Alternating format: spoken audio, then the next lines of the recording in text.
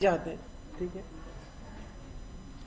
तो we were just talking of various functions in MS Excel. तो function का basic use हमने discuss किया था और किस तरह से हम फंक्शंस को काम में ले सकते हैं और कौन कौन से अलग अलग कैटेगरीज के फंक्शंस हमें एक्सेल में मिलते हैं, तो उनके बारे में एक बेसिक आइडिया। तो आज अपन उनमें से कुछ इंपॉर्टेंट फंक्शंस की बात करेंगे। जैसे कल अपन ने इफ की बात करी थी कि किस तरह से किसी कंडीशन के बेसिस पर अपन वैल्यू रिटर्न करवा सकते हैं कि इफ के साथ हम कंडीशन स्पेसिफाई करते हैं। कंडीशन अगर ट्रू होती है तो जो भी कॉमा के बाद पहली चीज आप लिखेंगे वो रिटर्न होगी, और कंडीशन अगर फॉल्स होती है तो कॉमा के बाद जो दूसरी चीज है वो रिटर्न होगी। तो ये हमारा सिंपल इफ फंक्शन था। ऐसे हमारे पास कुछ और इंपॉर्टेंट फंक्शंस हैं जिनको भी अपन बात करते हैं। जैसे इफ हमने डिस्कस किया था, सम हमने डिस्कस किया था। सम फंक्शन किस लिए काम में आ रहा है? सम फंक्शन जो भी आप यहाँ पे वैल्यूज देंगे उनका सम कैलकुलेट कर देगा। तो ये A1 से लेकर A10 की वैल्यूज का सम कैलकुलेट कर देगा। जैसे सम फंक्शन होता है वैसे ही सम इफ होता है।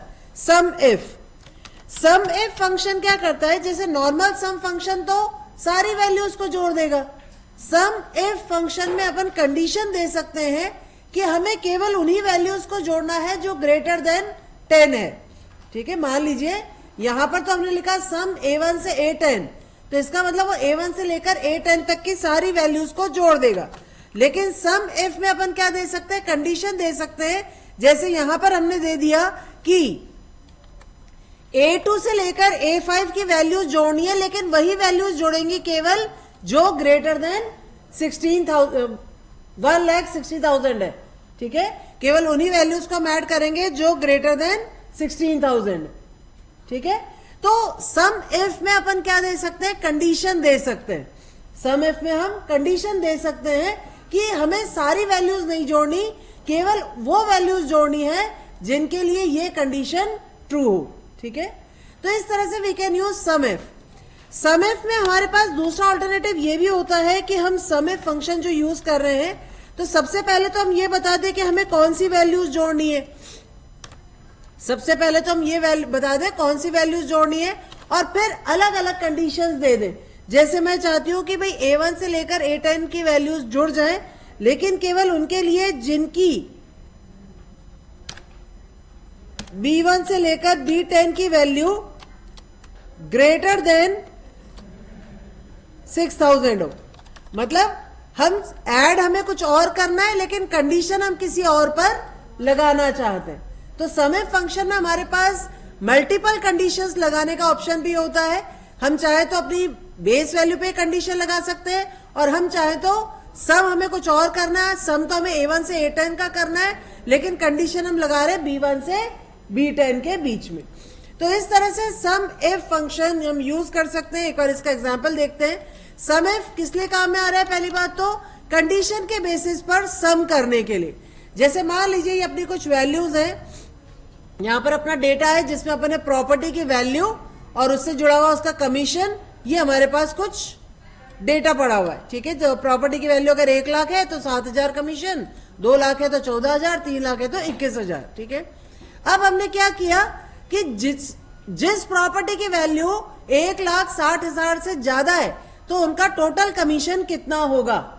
ठीक है, मान लीजिए अपने को देखना है कि जिस प्रॉपर्टी की वैल्यू 1,60,000 से ज्यादा है तो टोटल कमीशन कितना होगा। मतलब मुझे सम तो किसका करना है? कमीशन का। सम तो किसका करना है? कमीशन का। और वैल्यू किसकी चेक करनी है? प्रॉपर्टी की। यानी सम तो मुझे करना है बी वाले कॉलम का, और वैल्यू किसकी चेक करनी है? ए वाले कॉलम की। तो यहां पर देखिए हमने क्या लिखा? सम करना है मुझे किसका? कंडीशन मुझे किसकी चेक करनी है? ए वाले कॉलम की, और जिसका सम करना है वो लास्ट में लिखना है। ठीक है, कंडीशंस वाले कॉलम पहले लिखेंगे और जिसका सम करना है वो लास्ट में होगा। यहां थोड़ा सा उल्टा हो गया, इसको मुझे लास्ट में करना पड़ेगा। तो यहां पर सम तो होगा A1 से लेकर A10 का, लेकिन केवल उनका जिनके लिए B1 से B10 की वैल्यू ग्रेटर देन 6,000 होगी। जैसे यहां पर देखिए, तो ये क्या करेगा? सम करेगा A2 से लेकर A5 का, यानी इन वैल्यूज का सम होगा, लेकिन केवल उनके लिए जिनकी B2 से B5 की वैल्यू, सॉरी A2 से A5 की वैल्यू जिनकी 1,60,000 से ज्यादा है, उनके लिए B2 से B5 का सम हो जाएगा। तो देखिए A2 से A5 की वैल्यू 60,000 से ज्यादा किसकी है? इन तीनों की, 3, 4, 5 की है ना। तो इनके कमीशन का सम होगा 28 + 21 + 14, ठीक है। तो ये होगा लगभग 63,000, ठीक है, ठीक है। तो थोड़ा सा रिवर्स हो गया था, तो यहां पर ध्यान रखें, जो मैं भी बार बार कंफ्यूज हो रही हूं, यहां पर ध्यान रखें, सम जिसका करना है वो क्राइटेरिया लास्ट में आता है। सम जिसका करना है वो क्राइटेरिया लास्ट में आता है, कंडीशन जिस पर चेक करनी है वो पहले आते। तो यहां पर ये कंडीशन चेक करेगा A2 से A5 को, A2 से A5 में जिनकी वैल्यू ग्रेटर देन 1,60,000 है, उनका B2 से B5 का सम कैलकुलेट कर देगा, ठीक है। तो A2 से A5 में जिनकी वैल्यू 1,60,000 से ज्यादा है, उनका B2 से B5 का सम यहां पे आ जाएगा, ठीक है। और ऐसे ही अगर हम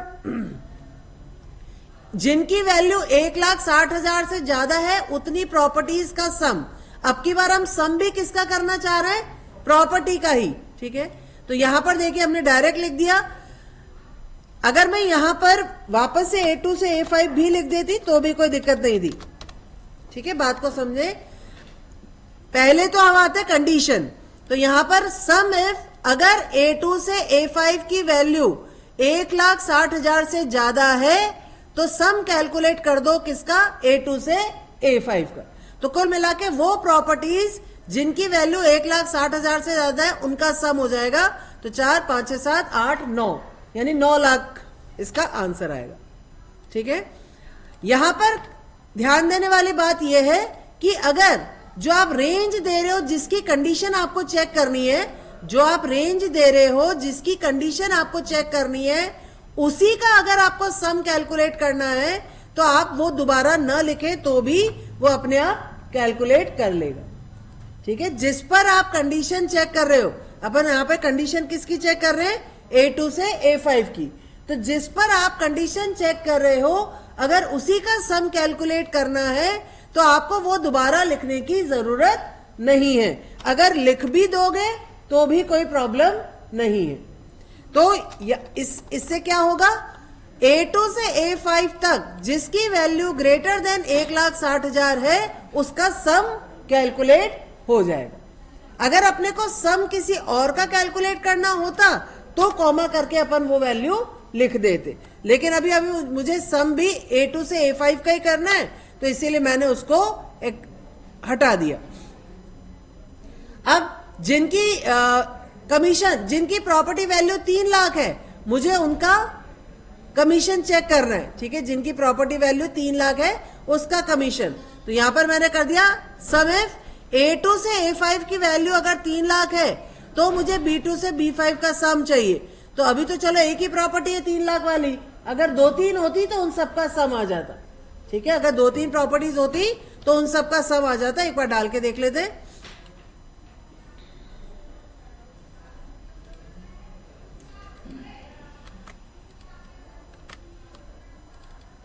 अब मैंने यहाँ पे 21,000 की जगह 2,000 कर देती, ठीक है। तो अब देखिए, जिनकी प्रॉपर्टी की वैल्यू 3 लाख है, उनके कमीशन का सम, तो 21,000 + 2,000 23,000। तो यहाँ पे अपने आप क्या हो गया? 23,000, ठीक है। तो इसका मतलब क्या हुआ? A2 से A6 की वैल्यू अगर 3 लाख है, तो मुझे सम कैलकुलेट करना है किसका? B2 से B6 का। सम इफ, ठीक है, सम इफ अगर ऐसा, तो हमें सम कैलकुलेट करना है। तो अगर A2 से A6 की वैल्यू 3 लाख है, तो मुझे B2 से B6 तक का सम कैलकुलेट करना है, ठीक है। ऐसे ही मैं चाहती हूं कि अगर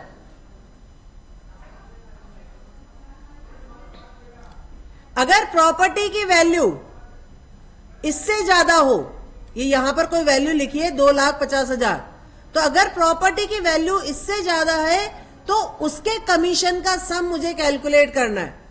अगर प्रॉपर्टी की वैल्यू इससे ज्यादा है, इससे मतलब कोई फिक्स वैल्यू नहीं है किसी सेल में वैल्यू लिखी हुई है, तो अगर प्रॉपर्टी की वैल्यू C2 से ज्यादा है तो मुझे कमीशन का सम कैलकुलेट करना है। तो यहां पर अपन ने क्या किया, अगर A2 से A6 की वैल्यू ग्रेटर देन है किससे, C2 से, यहां पर एम्परसेंड लिखा हुआ है। एम्परसेंड क्या था, कॉन्कैटिनेशन ऑपरेटर, ठीक है। तो अगर देखिए एम्परसेंड, सॉरी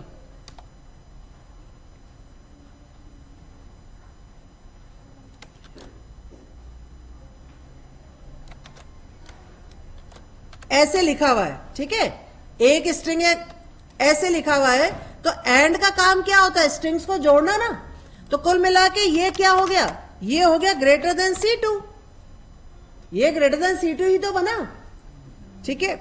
लेकिन कोड्स के अंदर नहीं लिखेंगे हम C2, इस तरह से लिखेंगे, तो अल्टीमेटली हमारे कहने का मतलब है ग्रेटर देन C2, ठीक है। तो इसको ध्यान से देखें, तो अगर A2 से A6 की वैल्यू ग्रेटर देन C2 है तो मुझे सम कैलकुलेट करना है किसका, B2 से B6 का। तो सीधे शब्दों में अगर A2 से A6 की वैल्यू इससे ज्यादा है तो इनका सम कैलकुलेट हो जाए। क्लियर है? तो इस तरह से अपन सम इफ यूज कर सकते हैं। सम इफ के अंदर हम मल्टीपल कंडीशन, मल्टीपल क्राइटेरिया भी स्पेसिफाई कर सकते हैं। अभी तो यहां पर अपन ने एक ही कंडीशन दे रखी है, जैसे यहां पर भी अपन ने लिखा कि अगर A2 से A6 की वैल्यू ग्रेटर देन 1,60,000 है तो B2 से B6 का सम। यहां पर हमने लिखा अगर A2 से A6 की वैल्यू ग्रेटर देन 1,60,000 है तो A2 से A6 का ही सम। यहां पर हमने लिखा अगर A2 से A6 की वैल्यू 3 लाख है तो B2 से B6 का सम। और यहां पर हमने लिखा कि अगर A2 से A6 की वैल्यू ग्रेटर देन C2 है तो B2 से B6 का सम। क्लियर है? यहां तक क्लियर है सभी को? तो इस तरह से अपन सम इफ यूज कर सकते हैं। सम इफ में हमारे पास मल्टीपल कंडीशंस भी हम दे सकते हैं। मल्टीपल कंडीशंस का मतलब क्या, अभी तो अपन जितने भी अभी अपने एग्जांपल्स डिस्कस किए इसमें अपन ने जो कंडीशन दी वो केवल A2 से A6 की दी, ठीक है। अब अपन मल्टीपल कंडीशन भी दे सकते हैं, जैसे देखिए ध्यान से, यहां पर हमारे पास कोई डेटा है जिसमें क्वांटिटी सोल्ड, प्रोडक्ट है और सेल्स पर्सन का नाम है, ठीक है। क्वांटिटी सोल्ड, प्रोडक्ट और सेल्स पर्सन का नाम। तो अब यहां पर हम क्या कर रहे हैं, ऐसे प्रोडक्ट जिनका नाम ए से चालू होता है और उसको किसी पर्टिकुलर सेल्स पर्सन यानी टॉम ने सेल किया है, तो हमें उसकी क्वांटिटी का सम निकालना है।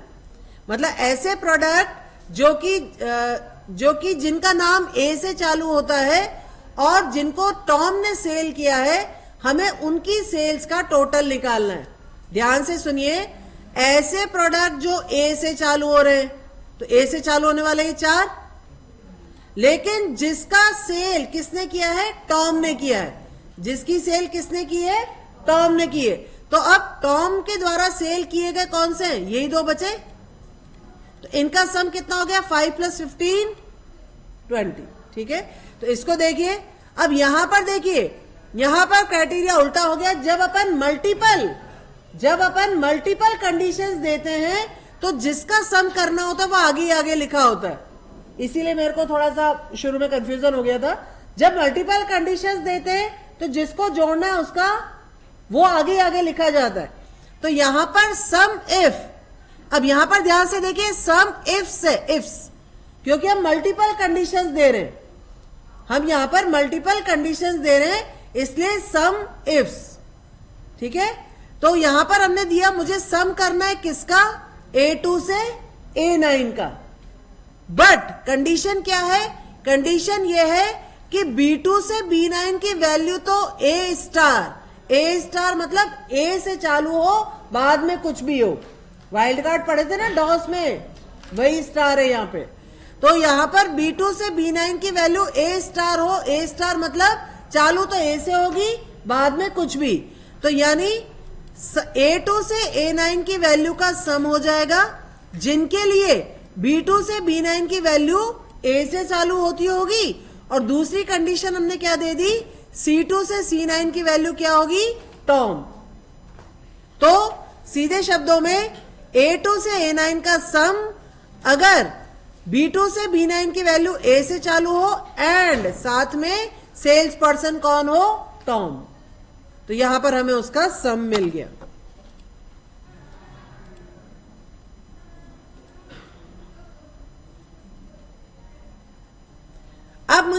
अब थोड़ा सा और कॉम्प्लिकेट, मुझे ऐसे प्रोडक्ट्स का सम चाहिए जिनको टॉम ने बेचा है लेकिन वो बनानास नहीं होने चाहिए।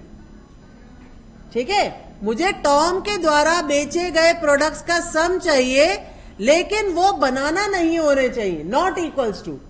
ठीक है, तो यहां पर देखिए, अब सम करना है मुझे किसका, A2 से A9 का। ठीक है, ये भी समझ में आ रहा है C2 से C9 की वैल्यू क्या होगी, टॉम। तो अगर सिर्फ ये दो चीजें मैं लिखती, A2 से A9, C2 से C9 टॉम, तो इसका मतलब टॉम के प्रोडक्ट्स का सम मुझे मिल जाता। लेकिन दूसरी कंडीशन वो क्या बोल रहे हैं, बनाना के नॉट इक्वल होना चाहिए। तो नॉट इक्वल टू के लिए हमने ये यूज किया, नॉट इक्वल टू बनानास। तो टॉम के द्वारा बेचे गए प्रोडक्ट्स का सम मुझे मिल जाएगा लेकिन केवल वो जो बनानास नहीं है। ठीक है, तो इस तरह से हम सम इफ्स यूज कर सकते हैं to check for multiple condition. तो यहां पर हमारे पास दो हैं, सम और सम नॉर्मल सम फंक्शन, फिर हमने बात की सम इफ और मल्टीपल कंडीशन के लिए सम इफ्स। सम इफ्स में हमें जो भी वैल्यू ऐड करनी है वो तो सबसे पहले आएगी सम रेंज और फिर क्राइटेरिया रेंज, और जो भी आपका क्राइटेरिया है, जो भी आप कंडीशन लगाना चाहते हैं। तो ये सम इफ का सिंटेक्स है। सम रेंज का मतलब जिसको आपको जोड़ना है, क्राइटेरिया रेंज का मतलब जिस पर आपको कंडीशन चेक करनी है, और क्राइटेरिया का मतलब क्या हो गया, कंडीशन। तो सम इफ्स में सबसे पहले आपकी आती है सम रेंज, जबकि सम इफ में लास्ट में लिखते हैं हम सम रेंज। ठीक है, तो इस तरह से अपन सम इफ और सम इफ्स फंक्शन यूज कर सकते हैं, जो कि मल्टीपल, जो कि कंडीशन के बेसिस पे सम कैलकुलेट करने के लिए हम यूज करते हैं। अगर हमें मल्टीपल कंडीशंस देनी है तो उसके लिए हम क्या यूज करेंगे, सम इफ्स। क्लियर है, तो that way we can use sum if, sum if और सम इफ्स। ठीक है।